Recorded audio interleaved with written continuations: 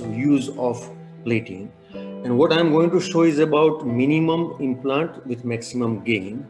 My point is that we still do not know the proximal tibia, especially when it is covered with so many muscles anteriorly as well as posteriorly. And you can see that there is no raw area available for any plate, especially on the posterior side, which is with the multiple fragment. You can see that. So now, understanding this, when you have so many soft tissues around and when you clad it with so many different plates, what can happen? Yes, it can give you an excellent healing. It can give you good range of movement. The only problem is that majority will feel weak muscle power because it is all cladded with that. And that is probably literature says is because of capsular adhesions and metal is intervening muscle attachments. So let us see first few of the reports which are like this. This is the case. This is the report where 21% residual flexion contracture was there with 14% normal quadriceps, like 86% it was a weak quadriceps, and 30% normal hamstrings, or 70% was a weak hamstring. So significant impairment of movement and muscle traction, and majority not fully recovered. This is publication which says about no difficulty in walking or climbing stairs. However, patients were limited to doing vigorous activities and patients should be counseled about the expected long-term outcomes. And using multiple plates, this paper has reported 12% of infection, which is a little higher. This says that is in a clinical biomechanics that locomotion is rarely accessed at the end result. So at the end of 3 years, they found that step length and single limb support time of the affected leg were shorter compared to the unaffected leg. So that is how it makes a difference. This says that there is a big emphasis to the respecting of soft tissue envelope. And they say that there is still paucity of the different trials, so we do not know, but it is their impression. This paper says that the functional recovery was relatively impaired in multiple injured patients and in complex knee trauma when you do so much of internal fixation. Now this is very important, 2 to 7 years of follow-up. And they have used everything. They have used only cancellous screw, buttress with washer, or conservatively, all these things they say. Better results were also achieved in fractures treated by minimally invasive fixation with only cancellous screws, no plate. So there is a very good paper. Now this is most important for us. This is a paper where they have treated posterolateral tibial plateau with only anterior approach. And they found no non-union, no malunion, no loss of reduction, wound complication, and joint space narrowing or post-traumatic arthritis. Everything was found. They have not opened up from posterolateral side. And contrary and supporting to this in another paper, where they have used only posterolateral plate. And they have average extension of leg of 7 inches, average extension of flexion leg up to 18 inches.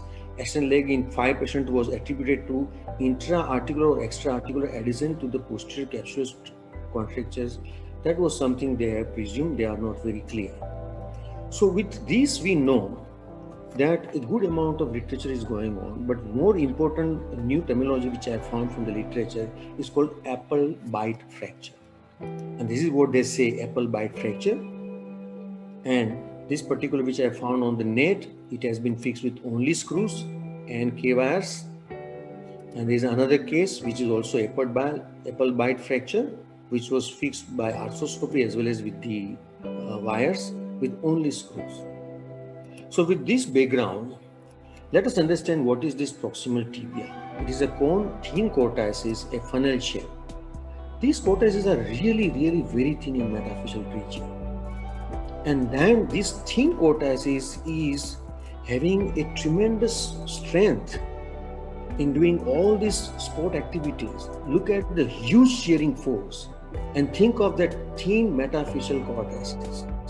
How they are able to counter or bear the weight of the body with such a heavy spokes. So my point was that in mechanical engineering, when we see such a big glasses or 3-floor glasses, I found that these glasses are attached with only a small fixation device, that is, they call it as a point supported glass system. they do not use a big plate to fix these two glasses, because the lower glass, upper glass is supported over the lower glass absolutely, and then only a small tag is required to fix it up.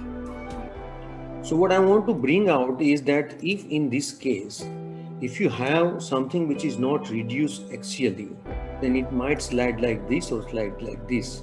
But when it is point supported reduction, you need only a small plate with 2 or 4 screws only. So that is the point which I want to bring out. So this is the case where it is a animation of the medial condyle, where you put intrafocal K-wire, try to reduce it, see that the reduction is 100% in all view, be very much satisfactory, and then over there put a only small, which is not at the apex of the fracture. It can be anywhere, because we want only a tagging. The apex is already reduced by the point supported or point supporting reduction. So that apex is not going to go down because of the lower cortices. So this is the case where there is a fracture which is going right up to the middle of the shaft to tibia on medial side, and we already have discussed that on medial side, do not keep it like this. It is going to depress. So we need to do something for the medial condyle.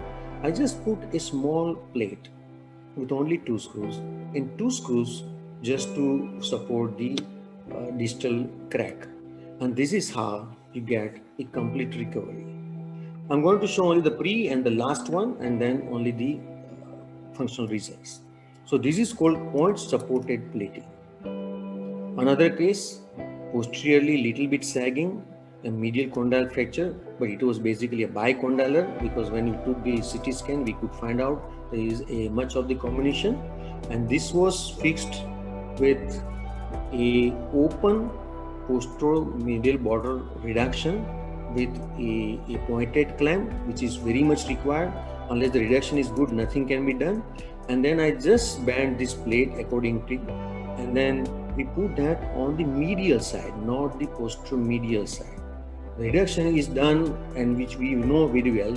This is how the plate is put, and then you can see that it has beautifully fixed. And on the lateral side, I have elevated, which was whatever was the depression, and then this is the final result with very good movement. No buttressing required even if it is a posteromedial, because it is a point supported reduction. This is another case where there is a bicondylar fracture. The medial condyle is much like this. You can see in the different views, we need to support medial condyle. So we try to put intrafocal K-wire, put a small plate which is band, and then with some instrument we try to elevate the lateral condyle, and this is the final fixation. Only medial plate, only a screw on the lateral side, but on a lateral view you can see perfectly supporting that. So that is what is the planning. We have to see that you are supporting the fragment perfectly. Another case which is like this. Now it is the same case where you can see this is a fixation, and this is how a full range of movement, and this is again no need to go for posteromedial buttressing because of the point supported reduction. Here another case which is like this, medial side tilted. We need to do something on the medial side, and there is a depression as well as there is a tilt. So we put all this in a reduction with this way, with a pointed clamp also, and you can see on the lateral view, and this is a post-operative CT scan to see that if everything is very well reduced or not, just for the academic purpose. And this is how we are going to get this reduction, open reduction, fixation of the plate, and then there is post-supported plating, and this is how the full healing without any loss of or drop of medial side, full range of movement, and a beautiful support posteriorly without putting a posterior buttress plate. Another case, medial side, conventionally we like to go for 2 plates, posteromedial as well as lateral plate. But in this case, what I did, only a medial plate and a anteroposterior medial screw. Now this is another important point. Posteromedially, you need to have a good reduction with something to hold it.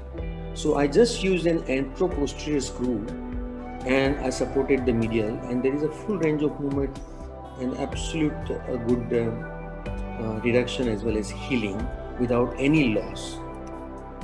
Another case where bicondylar fracture looks very horrible on CT scan, both sides badly comminuted, where again with the same method, intrafocal K-wire reduction on medial side 100% with a plate and some elevation on the lateral side, and with that we can get this type of fracture follow-up of 18 months with only lateral screw on that side, medial side a plate, and we can see that on the lateral side it doesn't look very good reduction.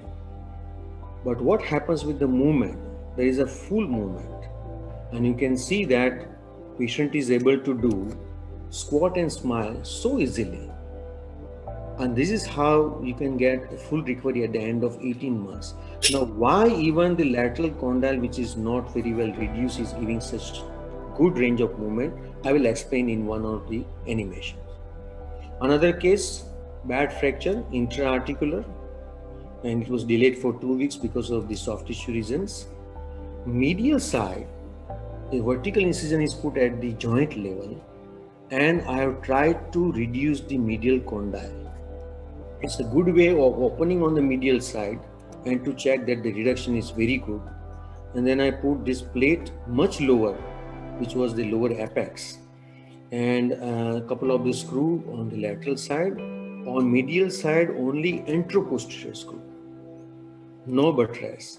And this is how the reduction was carried out, and it was fixed very well.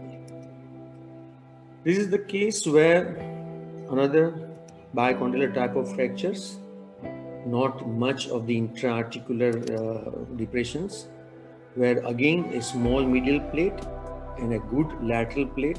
In this case, there was some more combination lateral side, and this is how at the end of 3 months, full recovery and no support required posteriorly.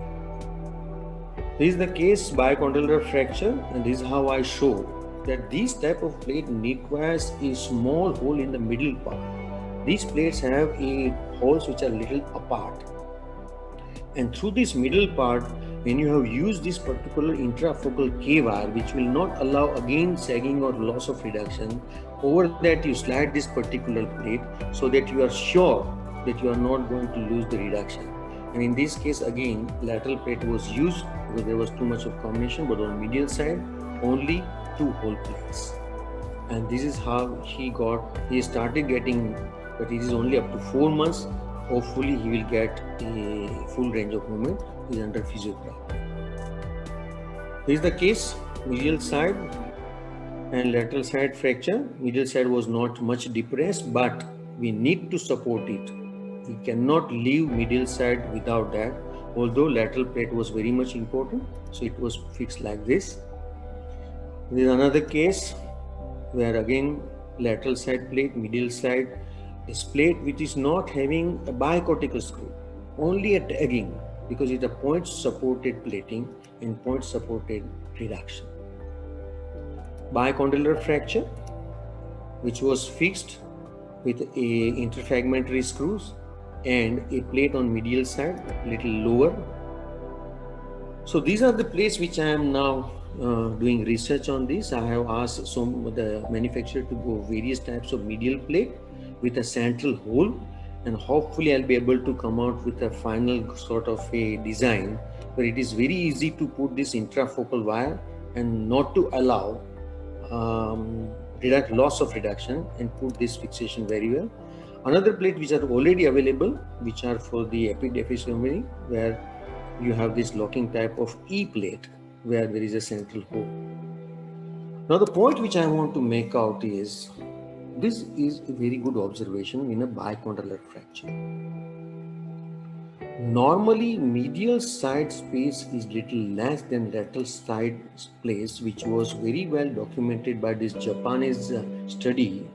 And they say that medial joint space is 4.7 versus 5.6, little larger on lateral side.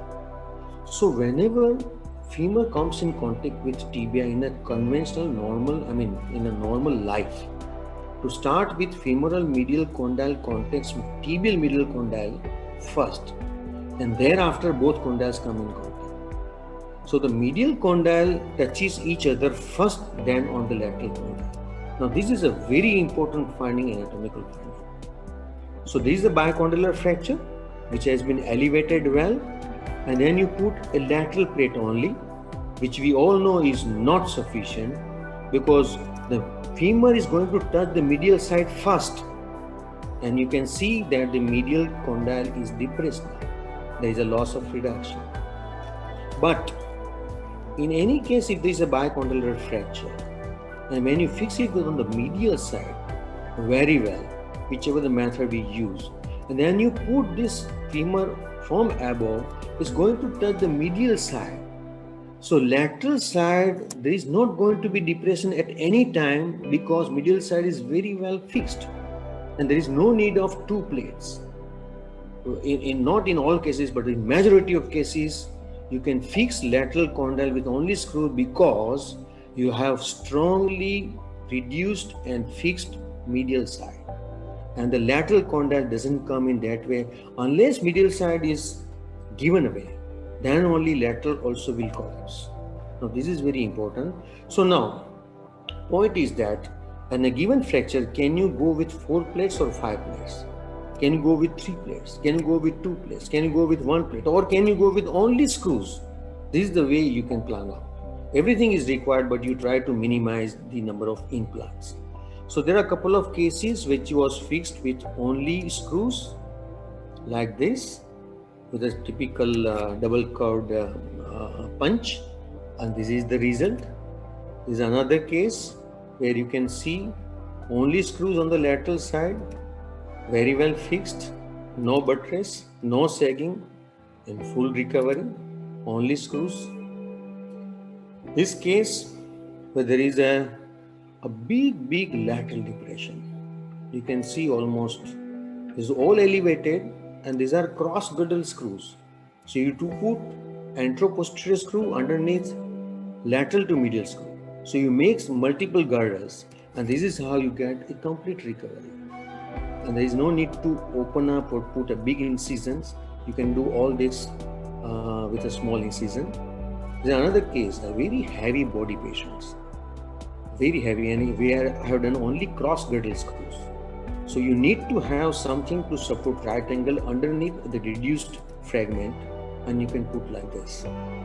This is the case where it was much lower fracture, so it was supported only with the screw, and this is how we got a complete recovery with only screw.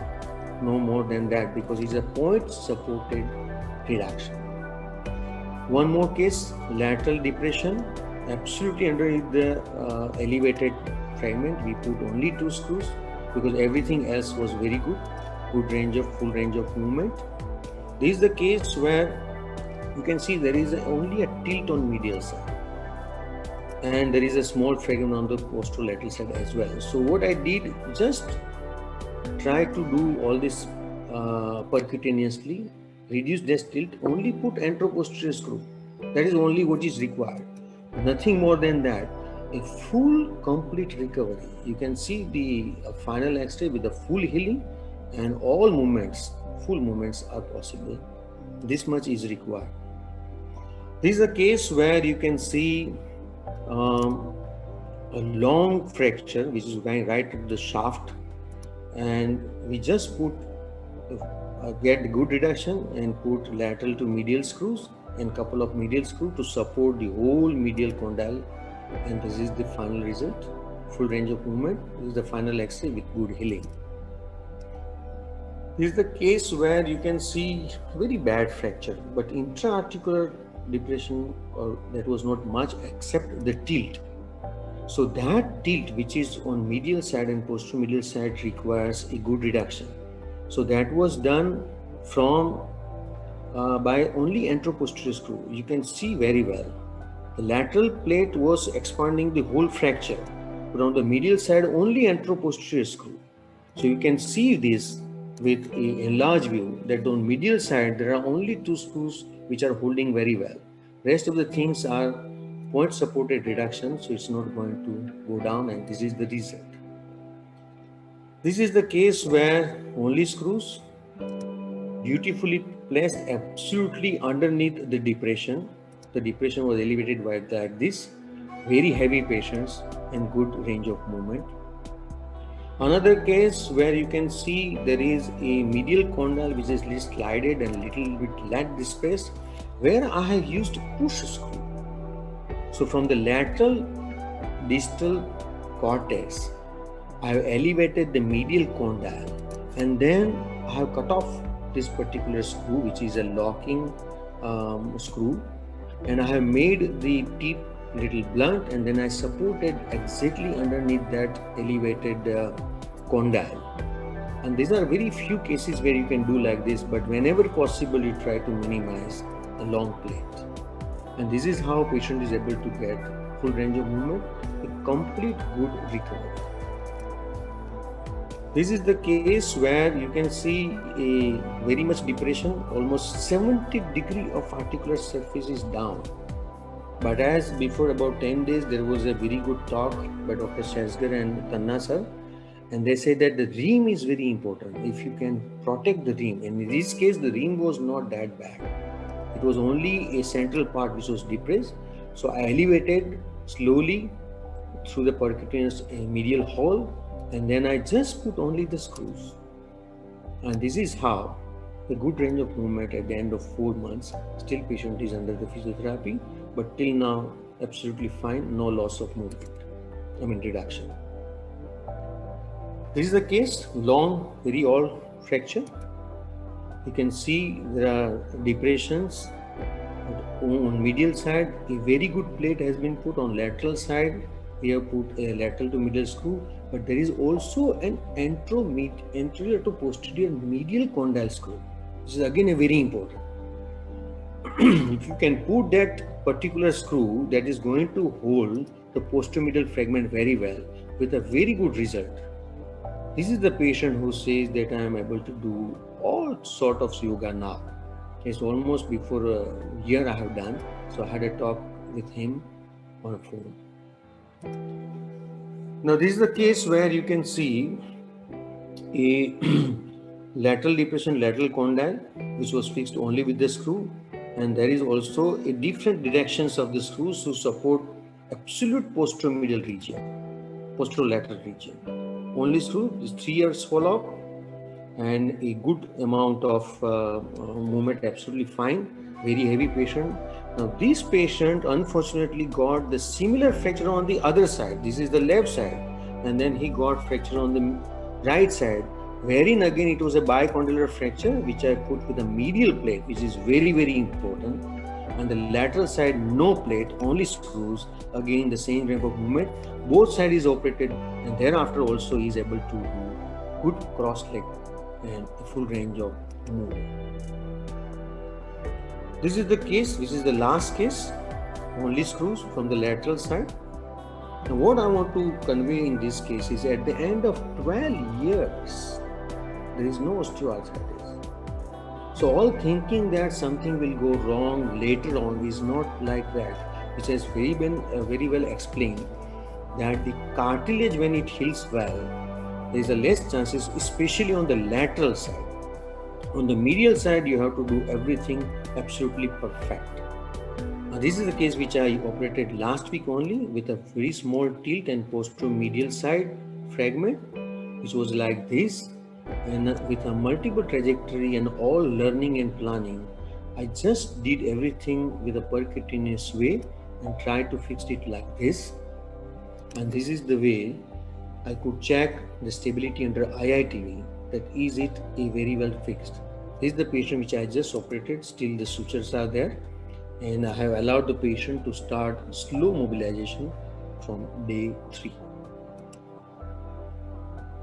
So friends, what I want to summarize as far as the point supported plating, that sagging of condylar fracture can be prevented without buttress plate in selected cases, not in all cases.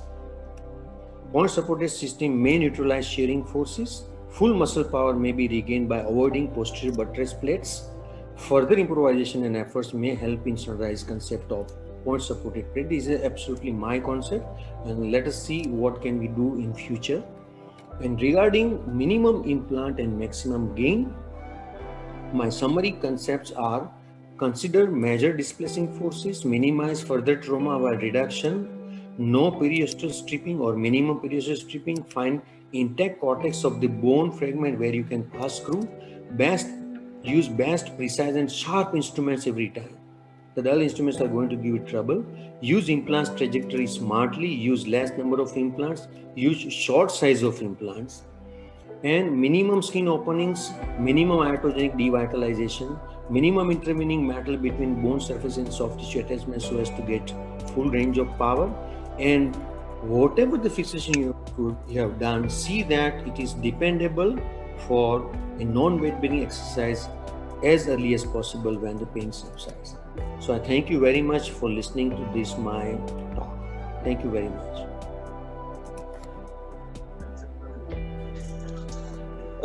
Thank you, sir.